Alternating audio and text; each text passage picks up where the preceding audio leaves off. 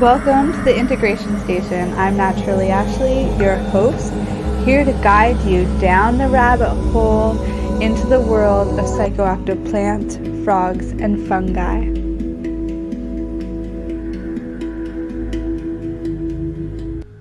Good morning, you beautiful souls. Welcome to another episode of the Integration Station. Thank you for continuing to show up.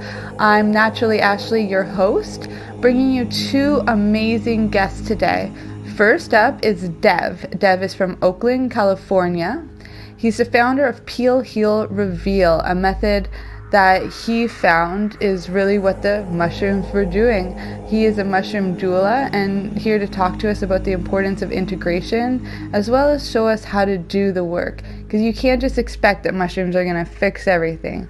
You know, as my mentor, Dr. Dan Engel says, the psychedelics are great at showing you what work is yours to do, but it's still up to you to do it. And this is why the integration work is so important. Next up is Jacqui, and Jacqui is a retreat leader in Costa Rica. She's also an integration coach, much like myself. She is the founder of Embracing Your Light. You can find her on Retreat Guru and The Third Wave, amongst other amazing resources. This girl is really tapped in. She's going to talk about psychedelic diaries, how to stay limitless, her method, which is the micro method. She's also going to talk about solutions, benefits, and last but not least, share some of her personal experiences. So stay tuned. You're listening to the Pace Radio Network here at paceradio.net. The views expressed by the individuals during this broadcast are their own opinions, and they may not be the same as those of their group or other organizations they may be involved with. Hello and welcome, you beautiful souls, to another episode at the Integration Station. I've got my friend Dev here. He is the mushroom doula, and I'm really excited to introduce you to him and introduce him to the rest of the community here, because there is lots of insights and good vibes and positivity coming from this man, and I'm really excited about this. So without further ado, Dev, if you want to share, your own little intro, your story, what brought you here. Most definitely. Thank you for having me. I truly appreciate it. We crossed paths, I want to say about a year ago. Yeah. And to be here is an honor, so I appreciate you. I'm Dev. I am the mushroom doula, and I am extremely passionate of helping people find their purpose and their way and do inner work, shadow work, and just to get the divine guidance that people are truly looking for outside with the sacred mushroom. And as a kid, I didn't know I had certain gifts. So now, as I did my own healing, I was able to connect the dots and to be like, yo, this is actually the path for me. I grew up in Richmond, California, next to Oakland, San Francisco.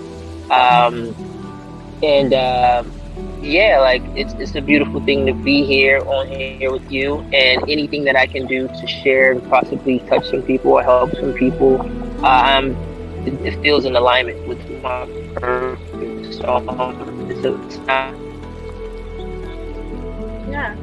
Yeah, thank you. I'm first of all curious, if you're willing to share with us what started this journey. How did you get inspired to work with mushrooms, to start a business around mushrooms?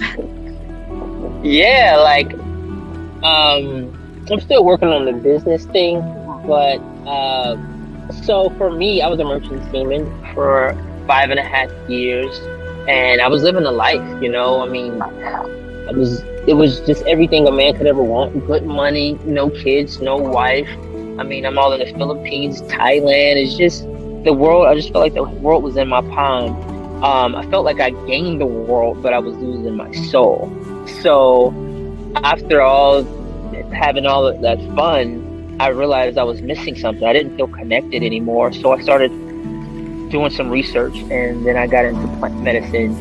And then I came across the sacred mushroom, and once I indulged what it showed me and what I felt, and it was instantaneously a calling that I didn't know that I was a part of. And then once I seen, people from my community and how we looked at it, how we were conditioned to just kind of demonize it and not understand the real history. And, people where I'm from, they feel like it's a hippie thing, it's a white thing, it's this, that, all the just the programming. And it really sparked me to want to be an advocate, to like, no, this is for everybody. You should do some research. Have you seen those Egyptian, have you seen the drawings on the walls? Those are actually mushrooms. Did you know where your ancestors, do you know that these were sacred indigenous practices that were stripped away from us, and now we look at it as if it's a bad thing? So ever since then, I started to continue to heal on my path, so that way I can be in position to help people heal.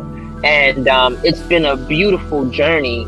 I assist everyone, but it's something special to get someone who has been taught to just really, I've heard the craziest things. You're gonna never come back. You're gonna go crazy. You're gonna do this. You're gonna do that. And to be dealing with those oppositions, and to get people to just consider it, and then later get a phone call like, I'm ready to do the healing. It is so rewarding. It is so necessary, because we all know there's a lot going on in the world, and it's the yin and the yang, and it's all one consciousness, but we need to do the inner work so that way we can work as a collective. It's like a team. They say you're your weakest link. So if we have people, quote unquote, that are weakest link, that are not doing the work, that are constantly pointing the finger, that are constantly being the victim, that are constantly not finding solutions, this is the way, especially when we apply it in a sacred way, not just at a party. If you like to have fun and you're an expert in it, this is not for you. But if you're new to this and you're looking to get some downloads, if you're looking to have that breakthrough, you must administer it in a safe space, so that way you can get what you need. And not only that, after that, now you have to integrate it, Yeah. And so that's what I'm here for. I am so honored to be in position to help people find their way with this sacred mushroom. Absolutely. And you make a good point. There's been so much history around this. It went from being a religion, across all nations. It still grows wild in all nations, which is why it's illegal to harvest it, but you can grow it all you want. You can even ship spores, because it's such a natural occurring thing.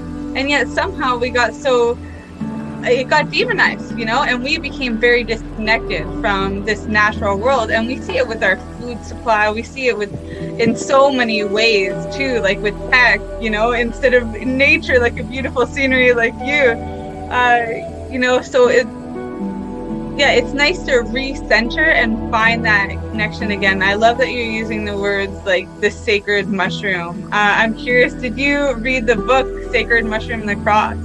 Is that what brought you there, or how did you come to that understanding? I didn't necessarily read that book, but if from my research, I imagine that it is connected to Gnosticism. And Gnosticism talks about the mushroom and, Christ consciousness. And there's so many. I didn't read that book, but I've read different books and I've gotten things here and there. But for me, out of all the research, Terrence McKenna, Baba Kalindi Iyi, and there's other people.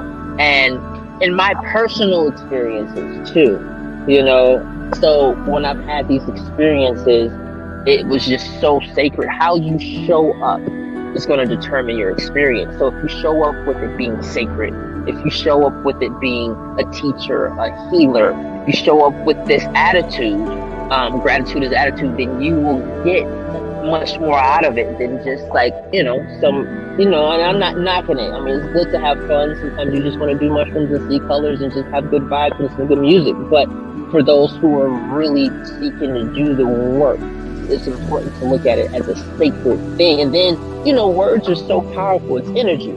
So, for a woman, you could be like, oh, look at that woman. You could be like, look at that goddess. You know what I'm saying? It's like, oh, wow, wait a minute. Hey, now this goddess deserves a little bit more respect, just like the mushrooms is. So words and how we introduce things. And I look, and I'm, I feel like I'm in a position to really influence people. So it's very important how I word things and how I say things, so that way when they get it from me, if they carry it on, they can pass it on, versus just being like, you know, shrooms or this and that. Like, it deserves its proper title, sacred. That's what it is. Yeah, that's beautiful. Thank you so much. And I am definitely a big advocate for, you know, not only set and setting, but that intention part. Words are these magical spells. They guide us. Napoleon Hill, he made a really good point that to manifest anything, we have to cultivate faith, because faith leads to belief. And once we believe it, we can achieve it, right? But what's the only thing that can cultivate faith? And that's our words. That's our auto-suggestion. That's our affirmations to ourselves. And, you know, and words can be really powerful. They can be poetry. And we've kind of degraded our language in so many ways, our capability to even communicate with each other. You know, it went from poetry. We look at some other languages like Sanskrit. It's all sacred words of empowerment. And then we got the English language today. And I was like, bruh, bae. Look, I've had my moments when I was just doing research, and then I would have to look a word up. And I'd be like, it has so many different meanings to this word. For example, I was looking up a word, and, you know, like anxiety. There's so many ways of anxiety. You know what I'm saying? When we're talking about insecurity, there's like a lot of different ways of being insecure. So it really helps to be thorough. And that's the thing about the English language. There's nothing we can do about it. But when we understand that it has so many different meanings, we really have to dissect it and get the most out of it, so people can fully relate to it. And the English language, you know, when you get lemons, you make lemonade. But however, I'm working on this, being able to just explain it to a 5-year-old thing, you know. And so I've went from trying to find all these fancy words to just breaking it down and making it simple, just so it can resonate. Take it, and then you can use whatever you want. And here's the funny thing: at the end of the day, you're using words and we're using the language, but the biggest thing is energy. You cannot say nothing and get your point across very well. And I've been learning. I was at a point where, before I started working with this plant medicine, I used to just do so much talking, just over talking, but I wasn't feeling it. I was just trying to sound like I knew what I was talking about. But when I started speaking from the heart, I realized I didn't have to say a lot. I just wanted people to feel what I was saying, which makes a huge difference. And then you're not pouring out your energy, because everything you do and everything you say, that's energy you're putting out there. So we have to be very mindful of the words we say, how we say it, the intentions of what we say, and actually who we're saying it to, because not everybody's ready to receive. So when there's universal laws when it comes to this act, you know. So I had to piggyback on that. Thank you. Yeah, that's beautiful, and thank you for adding. Do you find like that communication with the mushrooms is its own type of language too? Do you think all psychedelics have the same one, or do you think it's different? What's your experience so far? Well, when we look at history, you know, when you look at like mushrooms were here before trees, where do mushrooms come from, right?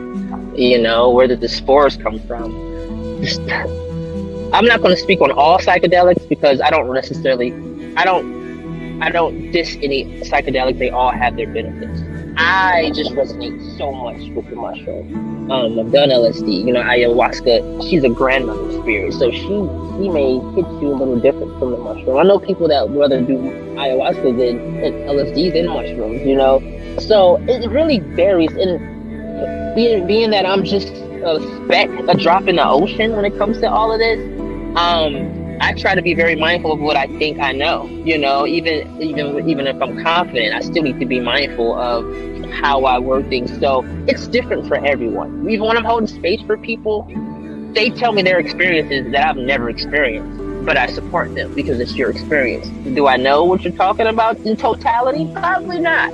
But I want you to know you're not crazy, and if it's for you, it's for you. If that's what you get. Some people do psychedelics, and then they get in touch with they hear languages that they've never heard before. They get these light languages. They tap into their intuitive gifts. You know, it helps you with so many things. So I'm here to help people find whatever language, because you know, before you do participate in the mushroom. A lot of this stuff can just sound like, are you crazy? Like, what in the hell? But when you get it, you're like, oh, I can see how that's possible, because I've had experiences with people that I didn't necessarily want to share because I wasn't comfortable, because I hadn't fully integrated the experience. So with all that being said, what they do, they unlock pieces of us, because we all come here with gifts, right? Depending on what you're into, if you're into past lives, whatever. But when we're really waking up and removing the veil and remembering who we are and why we're here, and then we get pieces. I'm learning that the soul retrieval, just grabbing pieces of the soul that may be here and there, and then these languages, and being present and being in reverence of it, so that we can receive whatever language what it means to us. I hope that answers your question. Yeah, absolutely. And reverence, that's a beautiful word. My mentor, Dr. Dan Engel, he has an Aya roadmap, and for each direction, there's a different R word, and you've already spoke on two of them, and I know you've never even done this training, so I think it's just beautiful that you're already tapping into a lot of these same teachings. It really is part of this collective experience, and yeah, we gotta pay reverence. It's very humbling medicine, and great. And they all do call us individually. I remember doing MDMA one time, and I'm like, whoa, I'm like clairvoyant, I can see your aura. That was like, it was like this whole other dimension. And with mushrooms, definitely my medicine, I feel that it's more grounding and helps me just understand nature better. I love my time in the garden. That's where I was right before coming in here, like almost to the dot. I'm like racing in. I gotta go.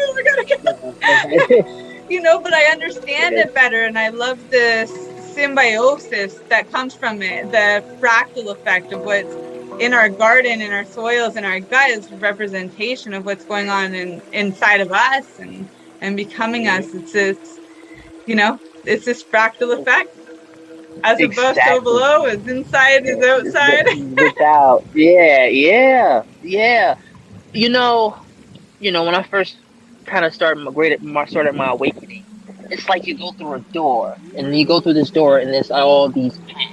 It's all these ways. People doing all these. We got all these different modalities, all these religious and spiritual ways, And I feel like I was just dibbling and dabbling in everything, just to come to the conclusion that they're all pretty much one and the same. They just put their own twist to it. You go to China, you go to India. They have different names that they use to describe some of the same things in Africa, in indigenous culture, and how when they talk about how it's all related, like. It is, and it taught me to really find something that resonates with me and stick to it and really ground myself in it. So, I've had to do some trial and error. I had to really test things out, and see and realize and bump my head and talk about being humbled. I've been humbled too. Like, I've had beautiful experiences. I've had humbling experiences. Letting me know, like, yo, you're not doing what you need to do.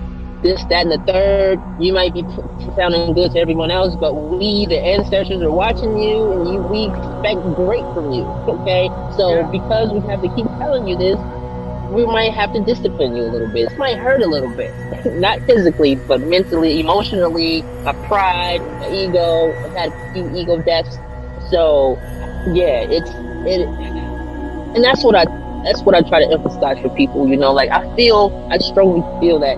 Until you truly heal and you truly deep dive, it will let you know, it will confirm if you're on the right path or not, and I try to prepare people, be prepared to be open and receive, because you might find out that you are very successful in one area, but you're not called to do that. You might be called to do something else. So you really want to be open, and that's when the work really begins. That's when it starts. Once you have your experience, your breakthrough. Do you have any tips around setting intention and just preparing in general? Yeah, as we all know, the setting is very popular. Dosage. I ask people, do you want to open a window? Do you want to open a door? Do you want to tear down a wall? And in the responses I get, let me think about that. So you want to be mindful of very honest with yourself with the type of experience you want to have. First of all, do not take other people's experiences to heart, because their experiences are different. Like the sacred medicine is going to bring out within you. You know, you can't hide from it. You can't run from it. It's going to shine a light on your shadow. It's going to shine a light on all the suppressed stuff.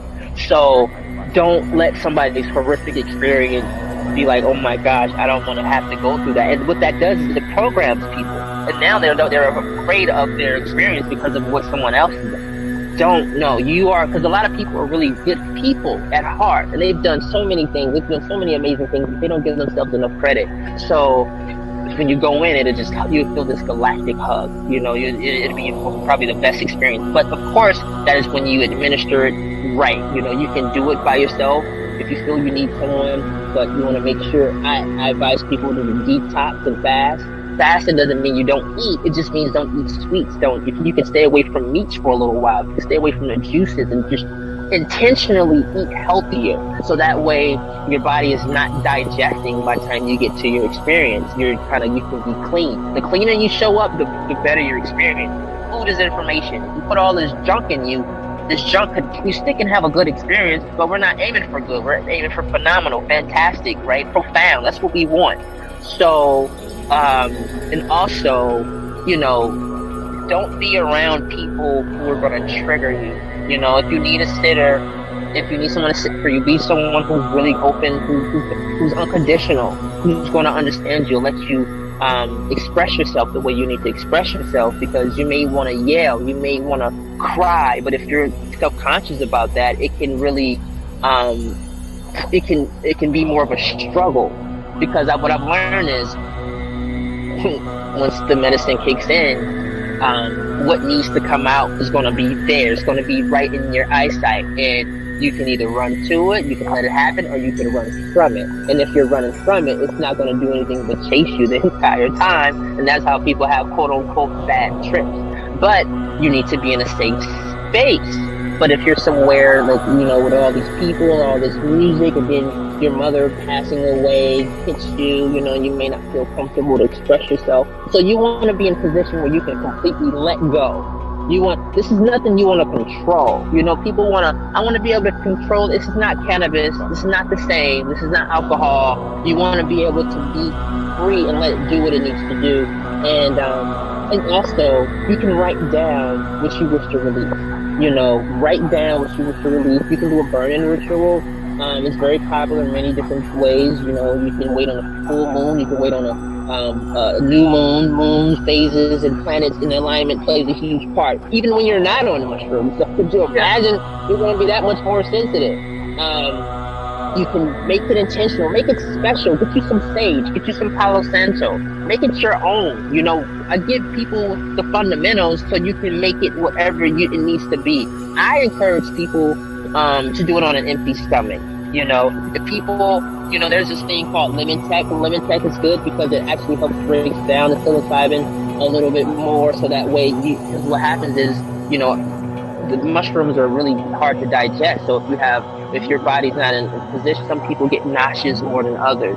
But, you know, you got to be careful of eating it with pizza, eating it with peanut butter and jelly sandwiches. Like, all this stuff is trying to fight, and that causes a lot of nausea. So teas are good with ginger. Lemon tech is good. It helps to break it down and ease the nausea. And I would also just be very mindful of who you get it from, you know, because you're dealing with energy. So, you know, if somebody just comes out of the blue and is like, hey man, you know, you want some mushrooms, and you're not feeling their energy, it just doesn't feel right, then just be very mindful, because energy, it's mushrooms are intelligent, you know, they pick up on so much. So yeah, just for that would be my advice for people. And just the reverence, just accept it with the reverence. How you show up is how you show up is going to dictate your experience. Yeah, thank you so much. No, you make some good points there, like all around the board. But when it comes to recipes, we are hearing like more and more of this lemon tech. One thing I personally love doing, and I've written articles on this, is blue honey.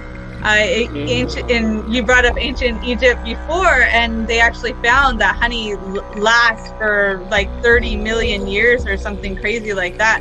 And it's still really high in antioxidants. It helps with build up your immunity. It helps with allergies, with so many things.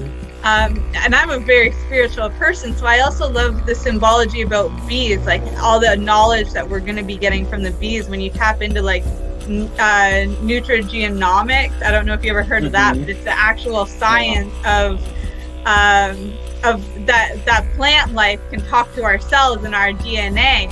And that's why eating whole foods from the rainbow is so important, because it helps us tap into some primitive information instead of like this new age processed food that's turning on diabetes and all this other stuff. So I love the idea of just mixing it with the information from the bees who've been around for so long, and it's a natural preservative, and it does help with the digestion. You don't want to do that on the big doses. The lemon tech will probably be more helpful, but for the little micro doses, it's perfect. And you guys can get all that. That's over on Psychedelic. Our friends over there have that article. And then, and I had another question here for you. If you have any advice for anybody if they do have a bad trip. Remember, it's not going to last forever. Okay? And if you're having a bad trip, address it. Ask questions. What does this mean? What is it? Don't run from it. Just step into it, because that's where the lesson is.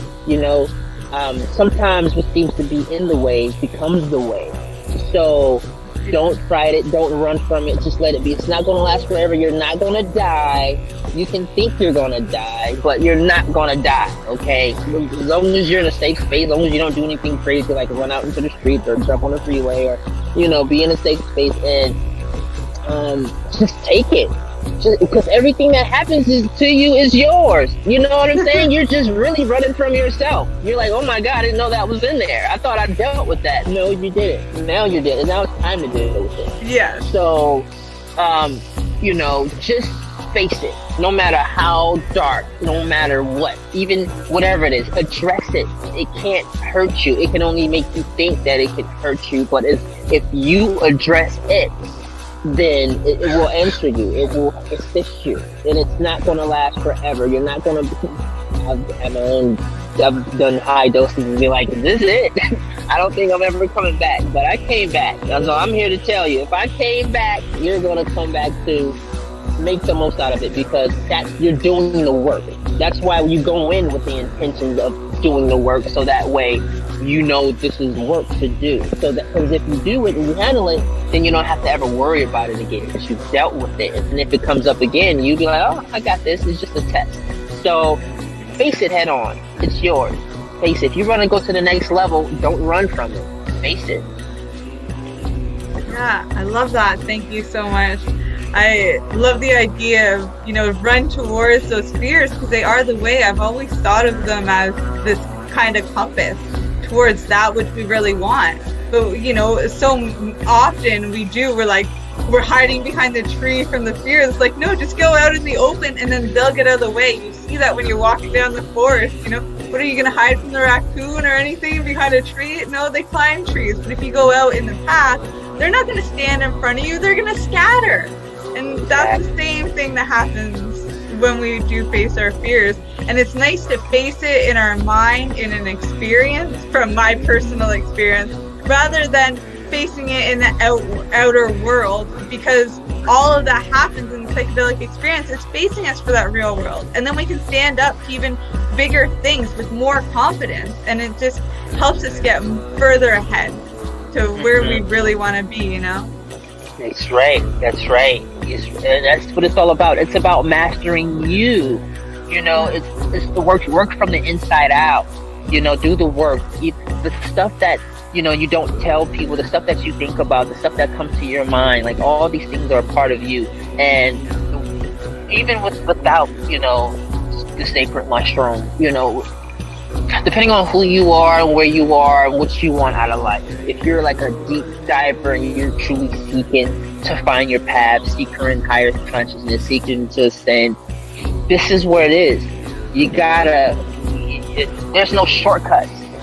There's no shortcuts. You have to face your stuff. And the sooner you face it, the sooner you can put it in check. It's not like you're not necessarily facing it to eradicate it or get rid of it. You're facing it to let it know I'm not afraid, I'm dealing with it. And at the end of the day, it's us. That's how we learn to love all of us. We learn the good things, we learn to love the things that may not be so good, but it's part of us. And it's here to help us. It's here to help us grow and become the best us that we can be, Thank you. I've got 2 questions. This first one is a little fun, and that is like, I'm inspired by your background right now. So if I handed you a dandelion right now and I said make a wish, what would you change in the world?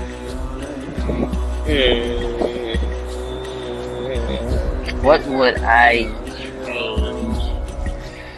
That's a very interesting question, because as I am on my journey, I'm understanding that everything is perfect the way it is, So if things were different, I probably wouldn't be here,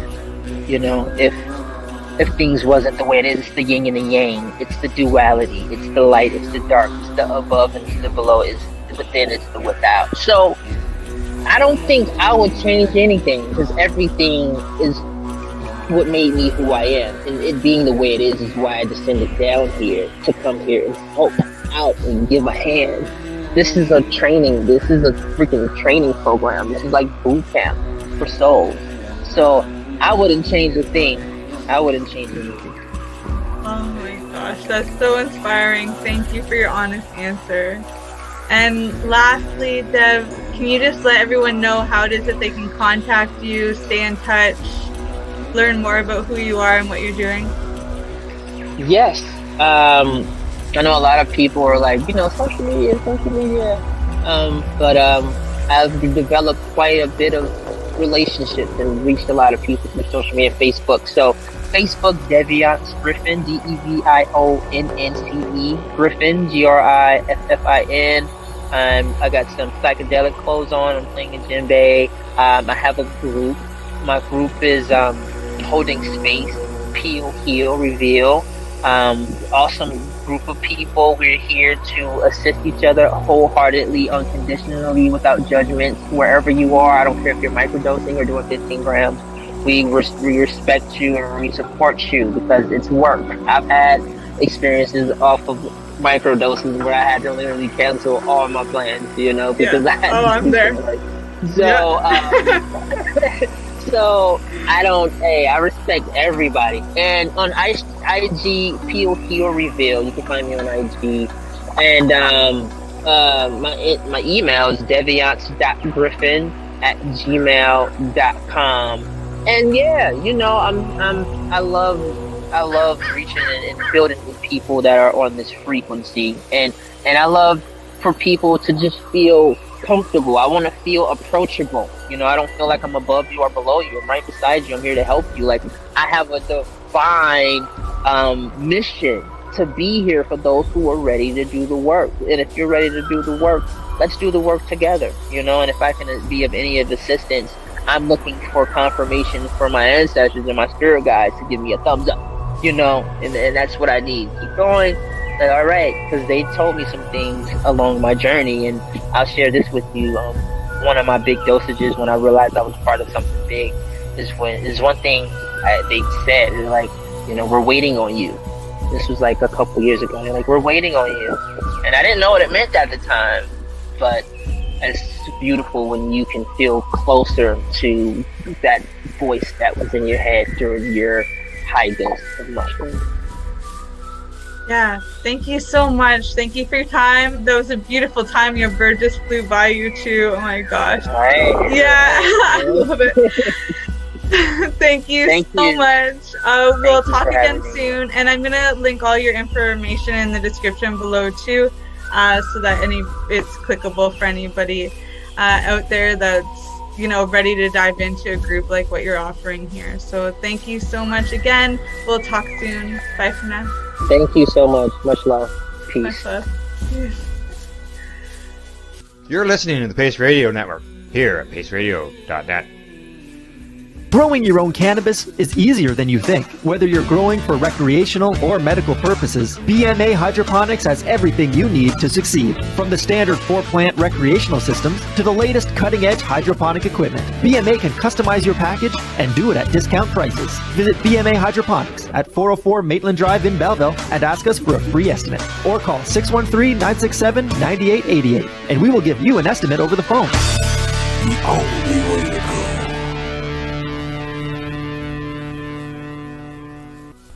In February of 2022, the Victoria Cannabis Buyers Club and Ted Smith were fined $6.5 million.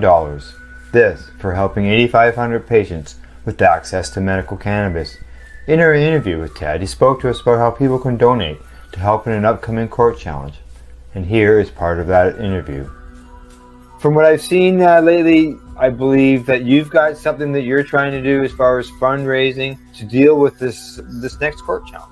For now, people can write checks directly to Jack Lloyd Law Corporation or send e-transfers to savethevcbc@gmail.com. I guess those are the two easiest ways for people to help right now. What do you find at paceradio.net? People advocating cannabis education. Did you know that the Pace Radio Network isn't just a radio network? That's right, because most, but not all of our programming is now done via video and is then podcasted at paceradio.net. So if you want to watch our programming, you'll find us on the Pace Radio Network's Facebook page, plus the show's own page, and you'll find us live on the network's YouTube channel. And don't forget, you can find it all, video and audio, at paceradio.net. At Legacy 420, we believe in being different. Experience the difference of quality control. Our labs provide tested formulations for all of our products. Experience the difference in trust. Our customers can trust that we are following up-to-date COVID precautions for their safety. Experience the difference in accessibility. We're open 7 days a week. Please visit our website, legacy420.com, or contact us for curbside pickup as well as nationwide mail order shipping. Legacy 420 values overall wellness. Come and experience the difference of Legacy 420. You're listening to the Pace Radio Network here at paceradio.net. Hello and welcome, you beautiful souls. It's Ashley here from Elemental Growth, bringing in another wonderful guest. This is our friend Jacqui, and Jacqui has been hosting retreats for many years. I was really inspired to bring her on here because I knew that she would help inspire you guys, anyone who wants to host retreats in their future, anyone who's doing it now, to just be more open and aligned in that way. She's doing amazing work and collaborating with amazing people as well. So, there's a lot here that she's going to share with us today. And without further ado, I'll pass you over to her right now.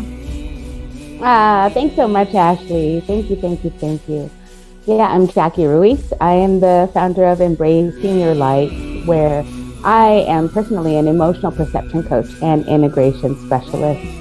I'm bringing on currently a team of integration specialists as well. And I'm so grateful that you mentioned the retreats. We're starting a retreat today, so it's exciting. It's a 5-day retreat. This one is a private retreat in Costa Rica. And I love deeply the private retreats. It's where we can, individualize what the retreat is about for the person specifically, for what they want, what they're working through. And it's such a life-changing experience. And, you and I have talked many times about, not many times, but we've talked about the number of people in the industry as well as the people who are needed in this industry, because it's really growing at a rapid rate. And I'm excited that you introduced the retreat work, because I just opened up for retreat facilitator training. I have one that the very first one will start in August, and I'm so excited because the more people that we encourage and guide and grow to be the light workers of this particular type of work, the more people we make a difference for. So thank you so much. Thank you for the awesome introduction and for the opportunity to share and chat with you about this amazing work. Thank you. Yeah, you touched on something really important too, that ripple effect that, that's one of the reasons why I even was inspired to do any of this, was just in helping in that one-on-one space, which really is my jam. I can't get away from it. Mm-hmm. It works so much better, that building that intimacy. And, just that one person then goes out and is helping another person, and then they help other people. And you really get to see the compound effect in effect. And, and it's, what was that quote by Margaret Mead? Never underestimate the small group of individuals can change the world, because indeed it's the only thing that ever has. No kidding. I think about it in terms of like my own life. I have a number family members. I have a very big family, and I have a number of family members that I would love to introduce psilocybin specifically to. And when I think about I want to just give it to everyone all at once, but really the approach that I've taken is, Mom, will this support you? And when Mom decided to microdose, she opened up for the curiosity of everyone else. And so then my godson decided to microdose, and then my niece decided to microdose, and even my dad decided to microdose. And again, the ripple effect that you're talking about, reach one person, and then it continues to ripple and grow and grow and grow.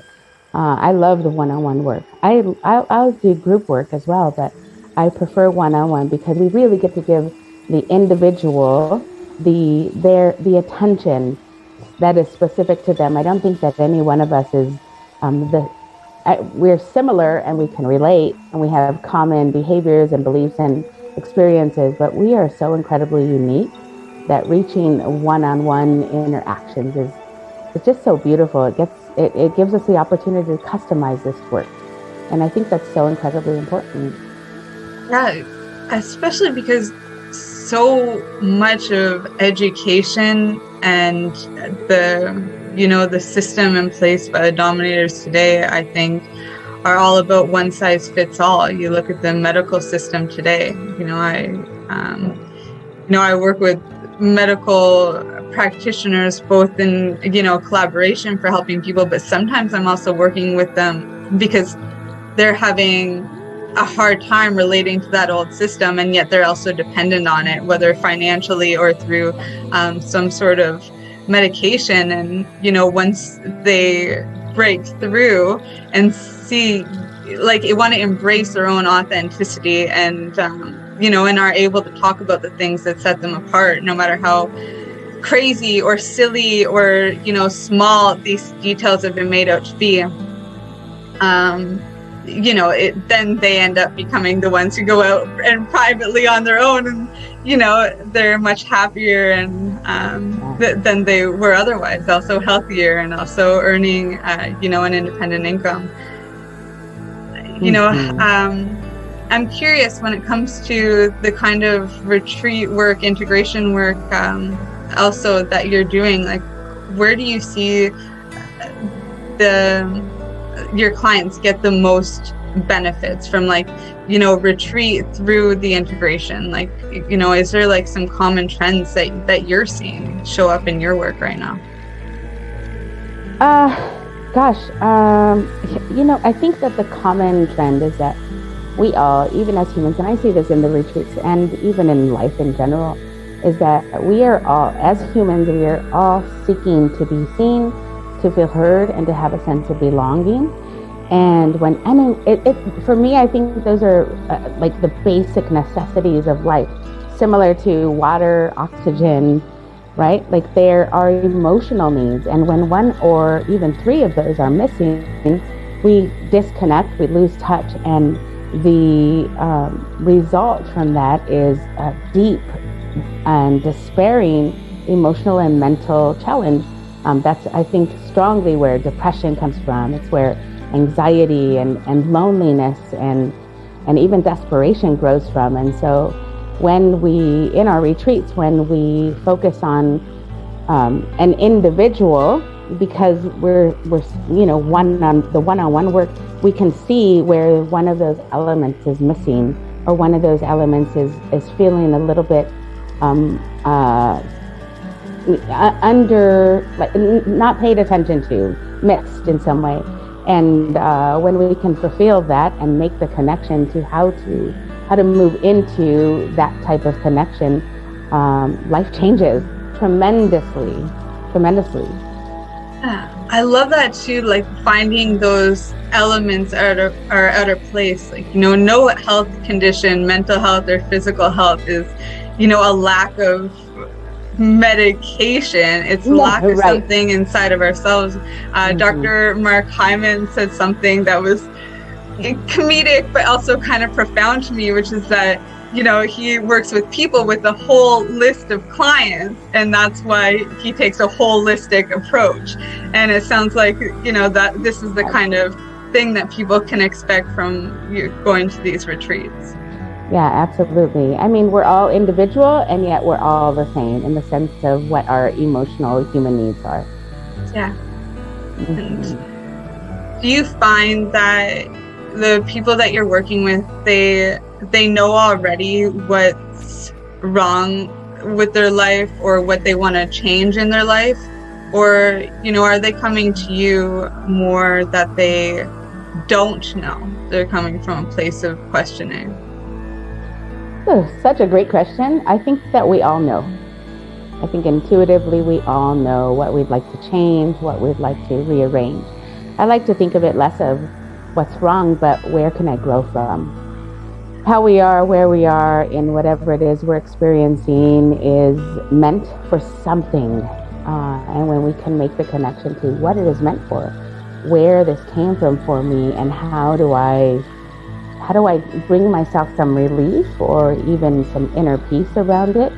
I think that every one of us knows, and I support them with a series of questions beforehand to help them create clarity about it. Because a common answer is, I don't even know what I want out of this. But when the series of questions is explored, it becomes very clear that I've always known this about me, and now I have a clear understanding about what it is that I'm seeking out of it. Yeah, and then following that, it's almost like getting the confidence to speak about it. How are you guiding your, the people that you're working with in that way? My approach is all about asking questions. I am loaded with questions. And one question will lead to another and another and another. And when I ask the questions, it really helps an individual to explore, reflect, and come up with their own answers, which then eventually answering and creating clarity and connection. Constant aha moments.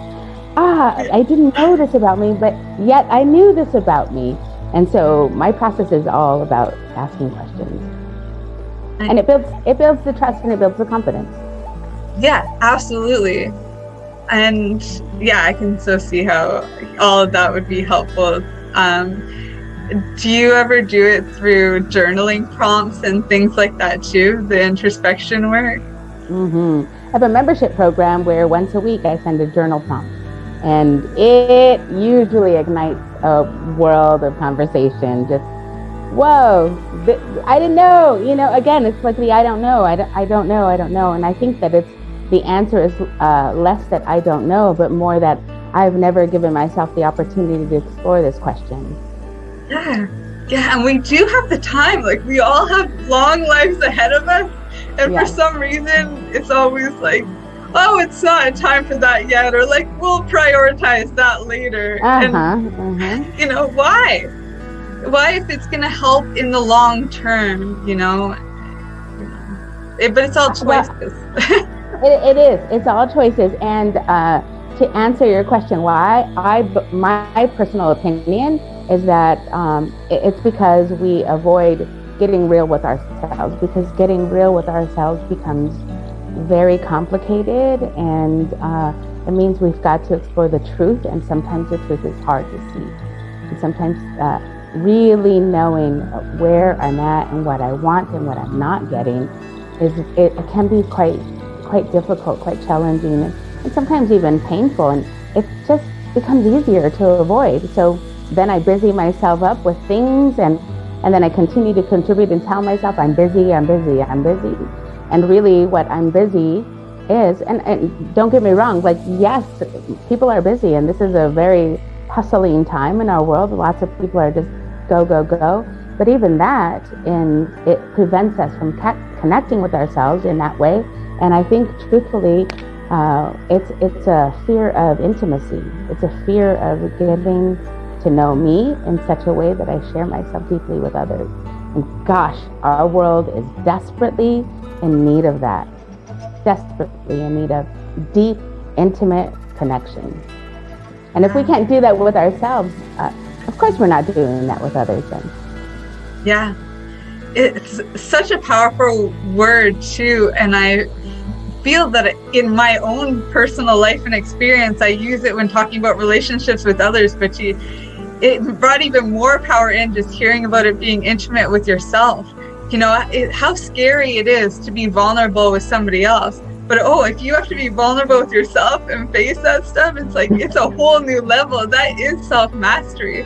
And with that kind of stuff, there is also rewards in it. And you almost start seeing them immediately. They create shifts. You know, auto-suggestion, you know, saying the, you know, how or why and all this, you know, that becomes auto-suggestion just as much as doing this work and figuring out yourself. And then, you know, having that switch, that change, that growth, that comes through the transformation. Information is only power if you use it, you know, otherwise that shelf help, or that it turns into shelf help. Yeah, exactly. Oh, that was a nice book to read. Yeah. Exactly. Oh, that was a wonderful experience. Exactly. And when you're talking about, like, what I talked about earlier, the questions, I like exploring questions and getting intimate with yourself. I use questions. 2 questions I used yesterday in a course that I offer was, in what ways are you fighting for your right to maintain the behaviors that don't serve you? Because we all defend when we're not doing something that supports the direction of where we're going from time to time. And then the other is, in what ways are you denying yourself from being loved? Because we can say to others, I'm busy, and to people that are genuinely just wanting to love us. And those types of questions are the questions that I used in this approach with this work. And it's offering an opportunity to get intimate with yourself. Man, you're opening me up now. I got some work to do on that second one. I'm like, I got a 6-year-old, a 6-month-old puppy, and a partner. And I'm like, I push all of their love aside consistently. Yeah. Like, I'm grateful for it, and I do enjoy times, and I get really present. But there's also times when I'm focused on other things, and I'm like, dude, just like space, or, you know, and what I'm really denying is love. Yeah. Yeah. What advice you got from me, Jack? Well, and I want to say that as you explore that and you feel that, do it in such a way that you don't make yourself wrong for it, but you, again, inform yourself. This is information that empowers me. Now that I'm recognizing this, what can I do about it? Or what do I want to do about it even? I know what I want to do about it is you know, finish up so I can be present in that time with them without thinking about it. You know, maybe it's, you know, there's other things. Yeah, obviously my mind's going crazy now with the other options that I can do, you know, time blocking in different blocks and different things. So with the courses that you've got coming up, can you tell us a little bit more about that? What you've got going on now, what's coming in the future? Yeah, so currently I have been doing a micro method course. It's using psilocybin, and it's an 8-week course, and it combines the use of psilocybin along with emotional perception work. There are plenty of people in the world who are exploring psilocybin, who are exploring microdosing across the board, not specifically with psilocybin, but across the board exploring microdosing. And if we're not, there's magic in microdosing, right? And it can certainly make a difference and help us adjust and create clarity, many, many things. However, if we're not doing our own work to break the habit, to get clear on what we want, to find ways to remove the blocks that we've created for ourselves to reach what we want, then similarly to what we just talked about, it becomes, oh, that was a nice experience. And so the micro method course is an 8-week journey of just that, combining microdosing along with emotional perception work. I just hosted my last one. I just started my last one rather, because what I'm realizing is that people often stop at one cycle and then they don't reach the accumulative effect, the effect that prolongs the benefits. And so they're restarting. They feel good with one cycle, they stop, reset their tolerance level, and then 5 months later, they're starting again. They want to try it again. When you can go, something like 3 cycles or on average, it's from my experience, 3 cycles to reach the accumulative effect that prolongs the benefits of microdosing to the degree that even for some it's 2 years long, then we're kind of just resetting people over and over. And so I've decided that I'm going to stop the 8-week course and create a course that allows for the opportunity for a 3-cycle series. So more and more people are reaching that accumulative effect point. So I do the micro method. Looks like you want to say something. Go ahead. Oh, yeah. So, sorry for if I thought okay. No. Let's talk about it. Thank you. Yeah, we hear this all the time in our practice too, where but we're working a lot of time with like people with addictive behaviors or that have had people with addictive behaviors in their life. And so they really want to stay away from it. So they're like, oh, well, I just stopped the cycle because I don't want to become dependent on it. And I mean, I know my answers for it, but I'm really curious how it is that you're talking to them. You've got the solution, obviously, which I'd love to hear more about. But yeah, if we can talk about this too, that would be great.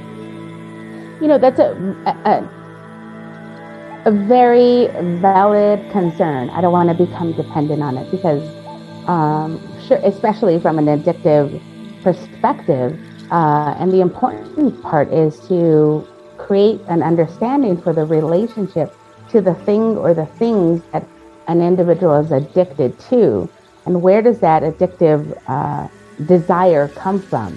It's usually to fulfill a space that isn't filled. And so when we can approach that from what is the root of this, then we can build healthy relationships with the things that we desire. Alcohol, for example, caffeine, for example, sugar, for example. When we can give ourselves some grace in the relationships that we desire with those things, we bring softness to our approach and how to remedy them. And for me, in my experience, that's a huge point of access for healing that part of us and our desire for things that aren't serving us or unhealthy for us. And again, when it's related to microdosing specifically, and the fear for that, what my approach is to talk about what is the fear and then address the root from where that comes from. I think is such an incredibly important thing, because then what happens is I'm just running away from, once again, something that I'm uncomfortable with. And we really have to lean into those things. And leaning in really means like giving ourselves permission to feel what we feel by honoring it, acknowledging it. And even to the degree a lot of my coaching is around, hello fear, let's have a conversation with fear. Hello fear, there you are. Hello, I see you. I feel your presence with me. And what are you here for? What are you here to teach me? And when we can have those internal conversations about the fears, I fear I'm going to become dependent on this thing. Let's have a conversation about it.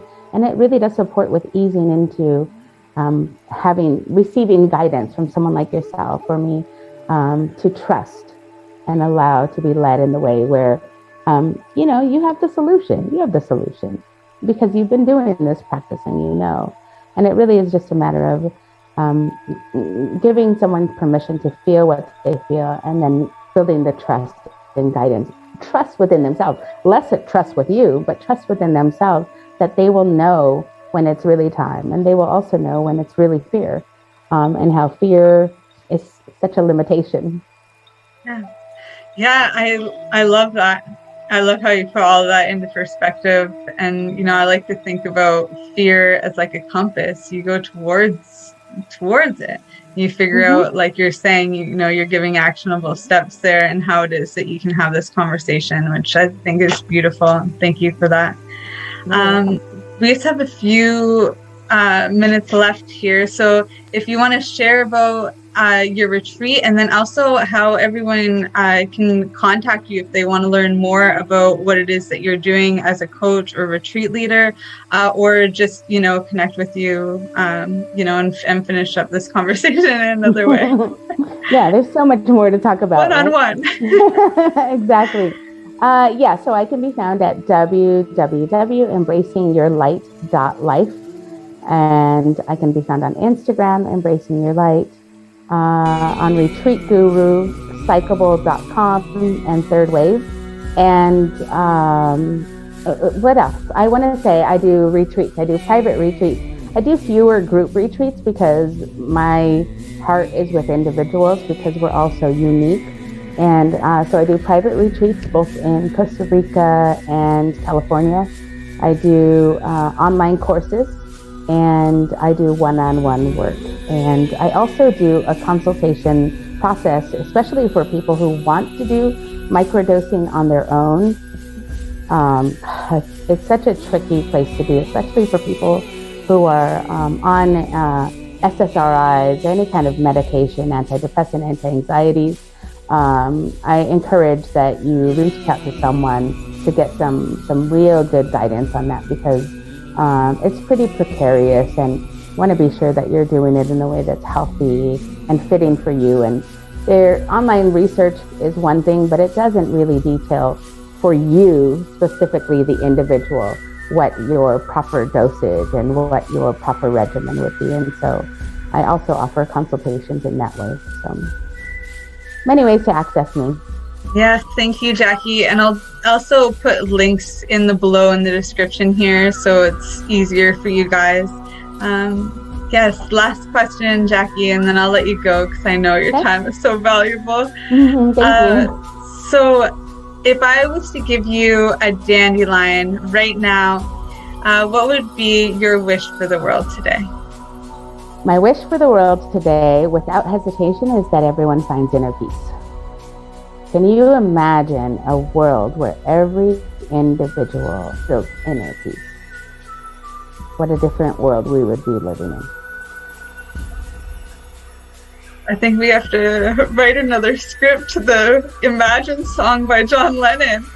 Yeah, that would be a beautiful visualization.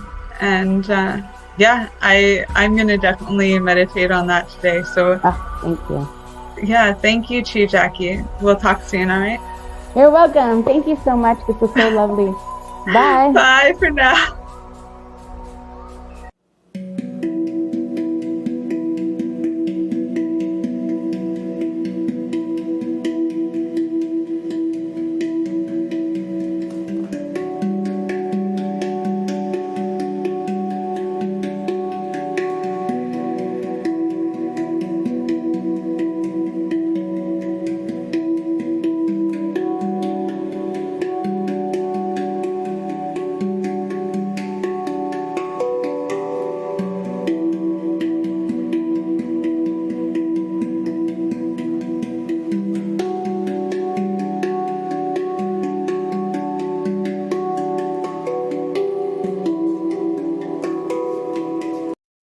You're listening to the Pace Radio Network here at paceradio.net.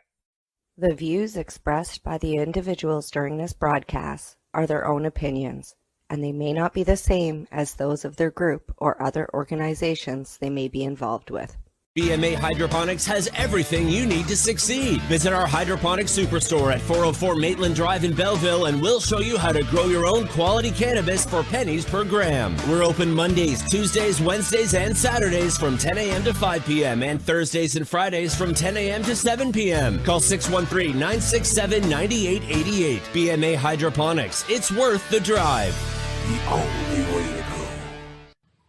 At Legacy 420, we believe in being different. Experience the difference of quality control. Our labs provide tested formulations for all of our products. Experience the difference in trust. Our customers can trust that we are following up-to-date COVID precautions for their safety. Experience the difference in accessibility. We're open 7 days a week. Please visit our website, legacy420.com, or contact us for curbside pickup as well as nationwide mail order shipping. Legacy 420 values overall wellness. Come and experience the difference of Legacy 420.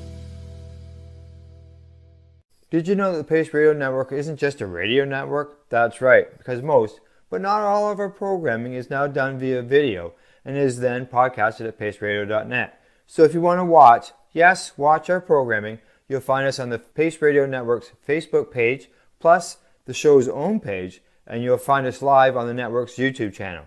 And don't forget, you can find it all, video and audio, at paceradio.net. Enjoy the buzz of legalization with Campbellford Lifestyle Shop. From lights to plant nutrients, books, consumption accessories, and more, we've got all your basics to grow or consume cannabis. Visit our info center or take a look at our piercing services and body jewelry, now available in-store through Campbellford Lifestyle Shop, 17 Bridge Street West, Campbellford. You're listening to the Pace Radio Network here at Pace Radio.